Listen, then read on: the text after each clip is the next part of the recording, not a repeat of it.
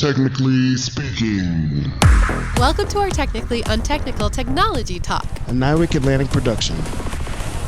I'm Chelsie, the NIWC Atlantic audiovisual specialist and lover of current events. And I'm Alex, part of the media engagement team and a lover of history.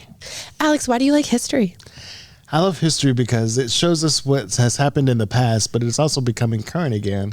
So it's really neat to sort of relive what has happened in history.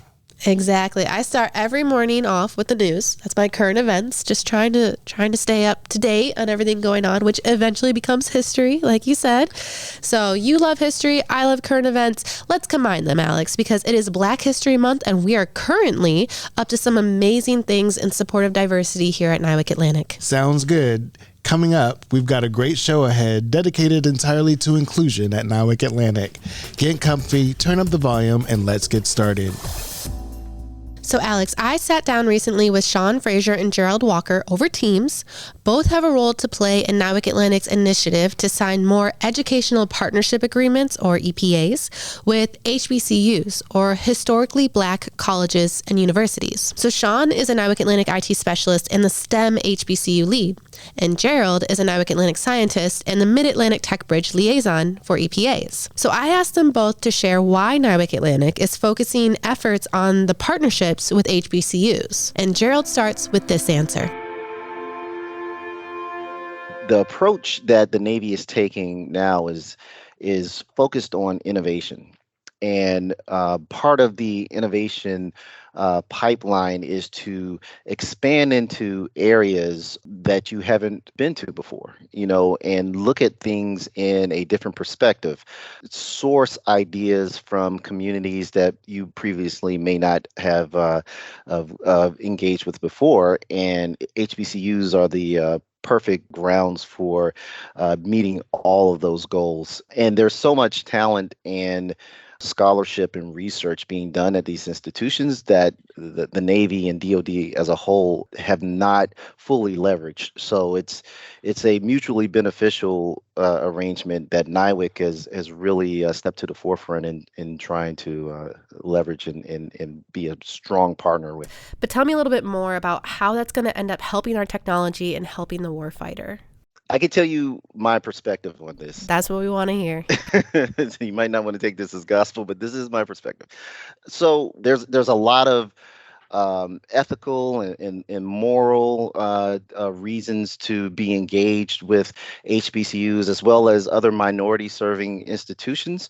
But primarily for me, it's because, we're in a competition, a global competition. And if we're not utilizing and sourcing the best and brightest from all of our students, our entire academic community, then we're putting ourselves at a global disadvantage. And the diversity from which we are able to draw in this nation really is unparalleled on the global scale and gives us that advantage on the world stage.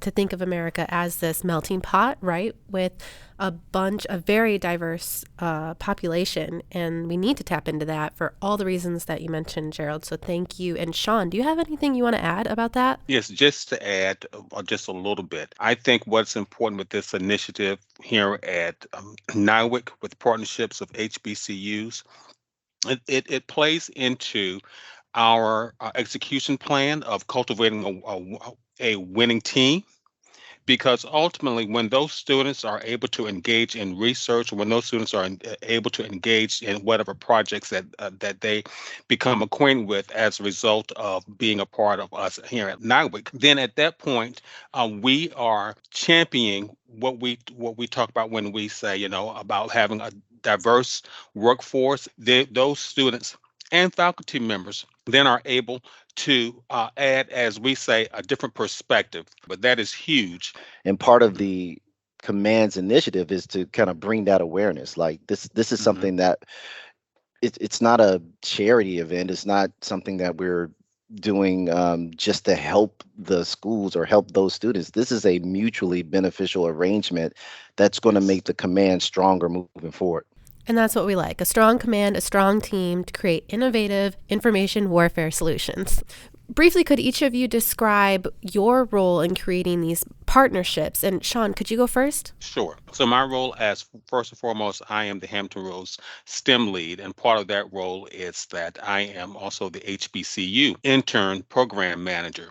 So my role with the EPAs is trying to bring universities on board, so therefore we can have a mutual relationship. We could share resources and leverage those resources and talents on both sides. And Gerald, what is your role? In terms of the HBCUs and EPAs, I'm the EPA liaison to Hampton University, which is also my alma mater. And you're involved with the Mid-Atlantic Tech Bridge to help also liaison between EPA opportunities. Is that correct? That is correct. So with the Mid-Atlantic Tech Bridge, my role is to work with ONR Naval X to develop an HBCU engagement strategy, and EPAs are a part of that strategy, actually a big part of that strategy, not just establishing EPAs between other warfare centers and universities, but also to look at the effectiveness of existing EPAs. An EPA is a physical document that describes the nature of the relationship between the Warfare Center and the university, but it's only effective if you have people who are committed to enabling the tenets of that document. Fortunately, with the emphasis that's been put with NIWC Atlantic, we're very active with our EPAs and looking for mutually beneficial opportunities. The liaison for an EPA is responsible for enabling that document and making those connections. Okay, great. So you guys are both wearing a lot of hats that basically put you in the center of creating connections. That's what it sounds like. You're involved in a lot of NIWC Atlantic entities that create the connections we need to have these partnerships and this initiative to focus on HBCUs. Absolutely. So what HBCU partnerships have we explored or signed? Where are we at with them? So currently, Chelsea, we have 2 active EPAs. One is in South Carolina with Benedict College, and the other EPA is up here in the Hampton Roads area at Hampton University. Currently, we are in work with Norfolk State University here in the Hampton Roads area, so we're in work with that one. Well, it sounds like you guys are doing a lot of great work, and I want to say thank you so much for coming on and explaining your role and the benefits of this initiative for HBCU EPAs here at NIWC Atlantic. Thank you, Chelsea. Thank you as well. So offline, after we chatted, both Sean and Gerald made a point of saying that none of this could have been accomplished without the support of leadership and senior leadership. They helped allow this initiative to move forward. That's right. Leadership is so important. It's great to hear these successes of the HBCU and EPA partnership here at NIWC Atlantic. It really is great, and more to come. Speaking of leadership, I talked with Claire Commodore Wheeler, an engineer here at NIWC Atlantic, about when she received the Federal Agency Leadership Award at the Black Engineer of the Year Awards Conference. Let's take a listen to see what she had to say. My peers and coworkers took the time to write a nomination. And for those of us who write awards, we know that is not like a 5-minute task. So they thought enough about me and took the time to do that. So that in itself is phenomenal and it speaks to my heart. So now to actually go on and win on behalf of the Navy, this new award they have put together, recognizing federal leadership means a lot. It means that all the work that me and my team have done over the past couple of years, it actually matters and it actually has affected our current workforce. It has made people's lives better. It is going to affect our future workforce. And so that all in itself makes me feel like anything is possible and I'm ready to go on and do some more good work. That's really good to hear. I know that you're involved in STEM also outside of the workforce and do a lot of the STEM activities in the community. Why is it necessary to teach STEM to the next generation, including your family? So I absolutely love teaching STEM in the community. And I think it's important for several reasons. For number one, I feel like representation matters, right? I didn't grow up knowing anyone in technology. And it kind of scared me a little bit to go into engineering because I didn't know what I didn't see. And it took a lot of mentors and family to encourage me to continue to move forward in engineering, because I didn't know what that meant. So with me having that background, I know that representation matters. If someone were to see someone that they can relate to in whatever form or fashion that is, by how the way they look, the way they act, whatever they represent for them, that I could inspire them to do, the hard thing, the thing they do not want to do, or that they can do, what I should say. So I feel like representation matters. I feel like we learn a lot when we go out in the community. These kids have they're much smarter and have so much more access than what we had when we were growing up. And the ideas that they have and the way they think is inspiring. You might feel a little stagnant in your job, and when you talk to these kids and they have all these big ideas, it inspires you to want to do more for yourself and for them, because you know that they are coming up behind you to do even more stuff, and makes you just more appreciative of the different personalities that people have, and know that they can make a difference based on their diversity of thought. Another reason would be is that, once again, kids are watching you, and if you're going to represent something, you're going to give back, then that's going to teach them that, hey, when the time arises, that I should feel like, I want to give back. I know how I felt when that person came to the career fair, or this person made puppets or the water guns, all the fun stuff that we do. They're going to want to do that stuff for other people. We're all just one big community, and everyone needs mentors, whether they're, older or younger, it doesn't matter. We all rely on one another. So I think that's why being involved in STEM events is important. That's excellent. I completely agree with you, and it's great to see that NIWC Atlantic is helping create that energy and bringing along the next generation to become the next scientists and engineers. At NIWC Atlantic, we are here to make sure that we provide the necessary tools to the warfighter. How important is it to be able to have a diverse and equitable workforce to provide those demands to the warfighter? I think that is a very important part of the workforce, the DEI work that we do. We always say you need to have diversity in thought, but we actually need to put that in action, right? Because as we are supporting the warfighter, they have different needs, based on different backgrounds, and we're learning to appreciate that. Because if we learn to appreciate people's backgrounds and their different thoughts and where they come from, then they feel like they matter. When people can show up being their true authentic self, and they give their best version of themselves, they have no choice but to come up with great products, great teams, and build sustainable work life. We always talk about work-life balance, and that's definitely a part of it, is creating this family here at work where we can be different. We can fuss and fight, but we're all feeling appreciated based on our thoughts, and come back together at the end of the day and putting together a product that will work for our warfighter. Everybody comes together to make it happen. I really like that.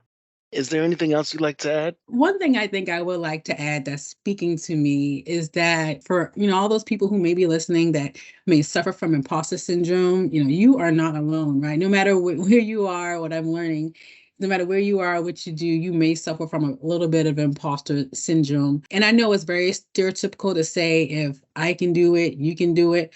But it's actually true. The world is waiting for you to step into your element and share your talents. It has been quite a journey for me to kind of get over that. And it still comes up, right? So, I don't think you're ever fully cured. The more you do, the more you have a little bit of angst of, am I doing the right thing? But I feel like everyone should just, trust your gut, be able to steer your course differently if things don't go, the way you envision, but don't be fearful. If you're coming into something with true intentions and wanting to help others and want to do the right thing, I say, go for it, and you just never know what will happen.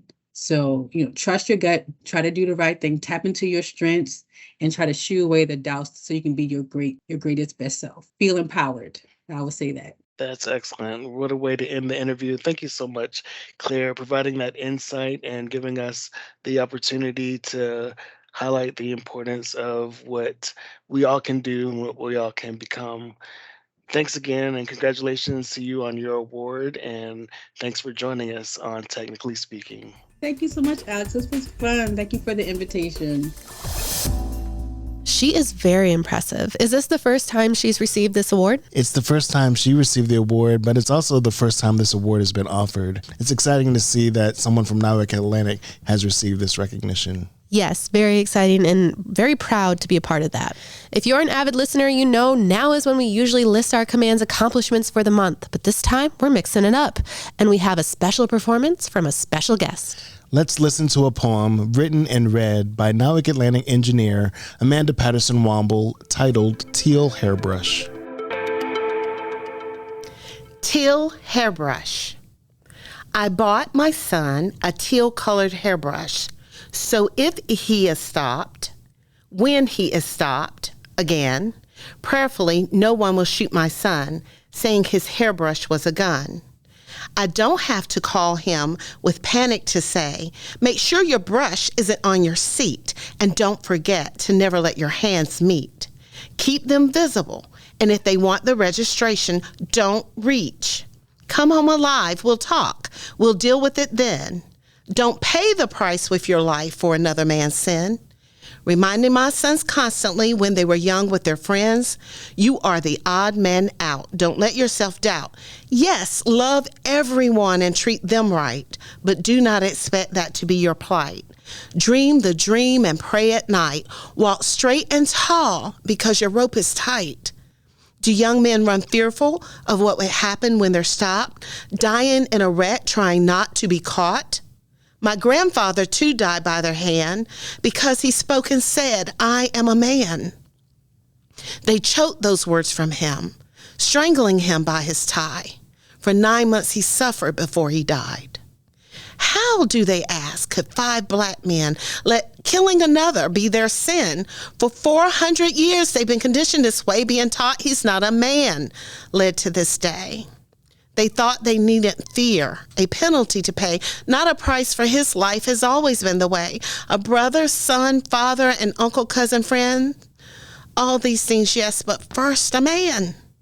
Yes, I cry for him. I am his mother. He is my son, my cousin, my brother. Why, they ask, is our blood pressure high? Say it's the meat that we eat, but that is a lie. It's the tension we carry day to day as we work, live, and walk, making our way. Fight or flight should be what we occasionally feel, but in our heads, it's a never-ending reel. It makes you answer the phone with the words, what's wrong? Are you okay? Instead of simply, how's your day? Not of order this is written to get pity for me, but to give you a glimpse of the world as I see.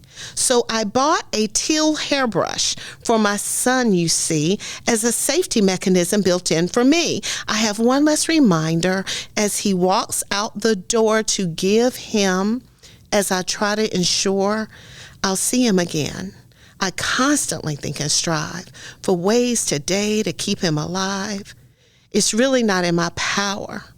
So I continually pray that the hearts of men change and see him the way Mamie saw Emmett, Sabrina saw Trayvon, Wanda saw Ahmad, Samaria saw Tamir, and Rovan saw Tyree. To see him the way you would if you were me. That's a really powerful poem by Amanda. Very heartfelt and describes what I'm sure many mothers and families are thinking about each day. And creative. I thought it was a very creative way for her to depict, the hardships and how she wants to protect her son in what seems very simple, yet very powerful message of just this hairbrush that is teal. Yeah, so one simple item can be mistaken for something else, and it can change someone's life in an instant. So exactly, really grateful for her sharing that with us. Me too. I'm very, very grateful for that. So we're going to switch things up now. What was once our technical tip is now our technical tidbit. We're expanding our horizons. This week's technical tidbit is a fun fact. Not really that technical. Chelsie, did you know a black man invented something that saves everyone's lives multiple times a day? Any guesses on what that is? That sounds extremely important, but nope, I have no idea. It was the 3-light traffic signal invented by Garrett Morgan in 1923. With only an elementary school education, Mr. Morgan, a son of an enslaved parent, came up with several other inventions, including an improved sewing machine and the gas mask.